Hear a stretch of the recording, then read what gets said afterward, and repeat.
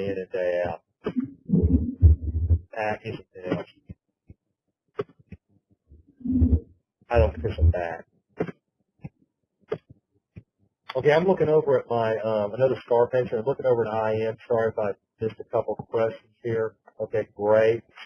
I'm going to show you my esthetician here in a second. I think I'm close to the end of these photos, and kind of let you know what the healing progression, because there's not really any photos in here that show the progression. And I think it's good to kind of see how wonderful that progression is. Another great result.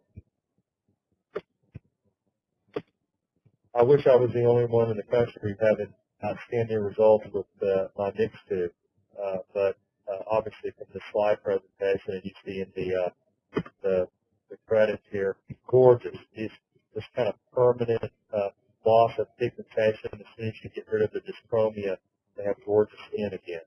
They could go to the typical skin specialist in town and wouldn't be offered anything except some topical products that would be almost impossible to get that much improvement. Beware of type 4 skin, but it certainly is treatable. Just take a good history. Consider doing a test spot on an inconspicuous area. Definitely, that's going to be a growing area for us. We wear out our Mixto, but we'll be doing more areas. Yes, treating scars. I have a lot of colleagues who have a lot of success treating surgical scars. I'm going to try to do this. Let me look at my question. When I do multiple passes, do I decrease the energy or density with subsequent passes? You know, at the end of the day, they're fairly similar in their density, because as I increase the watts, I decrease the density. And so I'm using a 40% 10 watt. I'm using a 30 watt 10%. And so at the end of the day, those are fairly equivalent to a 20 watt 20%. The difference in those three passes, and one of them is very superficial. You could probably use your 300 scanner instead of your 180 scanner, and you would end up you could do that superficial treatment a lot faster. But at the end of the day, that's just the way we do it. That's kind of that's the way we roll. So anyway, so let me do this. This allows me to show you my desktop. So it's supposed to be really quick and really easy to make sure I do this right. I think it is under share, my desktop, yes. So what I'll do is my desktop is showing to me. I hope it's showing to you all right now. These are not, sorry, these are not any particular order. I can tell you about how many days they are. And I can go to full screen if y'all can still see it. And I think my host is going to be able to work the key, and therefore you guys as well see this whole thing screen when I push this button right here. Everybody seeing that? Yeah, they're coming up fine. Okay, good. So let me. So this is just scrolling automatically through. This is one day post treatment right there. This is about 5 to 6 days. I mean, this is my esthetician came back to work. 8 to 9 days. She could be wearing makeup over that. This was her baseline. You can. I'm gonna let that time.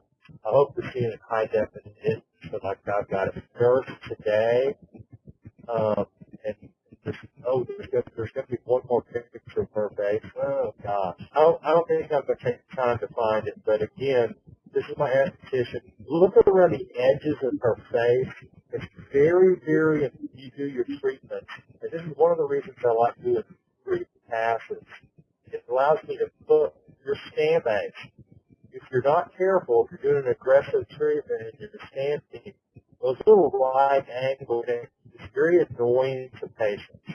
And so what you want to do is make sure you not only lay it down in a different registry, subsequent passes, but around the edges, you want to feather the results. There's a couple different ways to feather. Whenever you get your, you can be shown how to do that.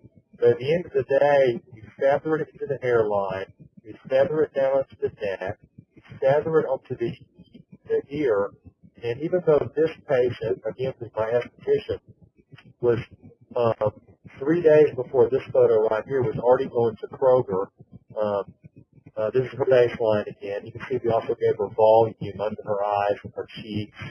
I think we did 2 artificial kits on her. This is my, and again, esthetician. My nurse is at 1 day post. She had saggy, baggy eyes. And what we did was we volumized her, and we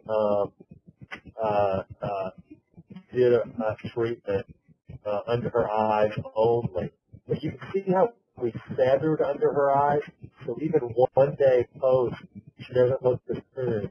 And really in about 4 or 5 days, again, this is the esthetician. I'm waiting for it to go back to the nurse. Here's my nurse right there. That's pretty amazing, that healing. I wish you could see her face.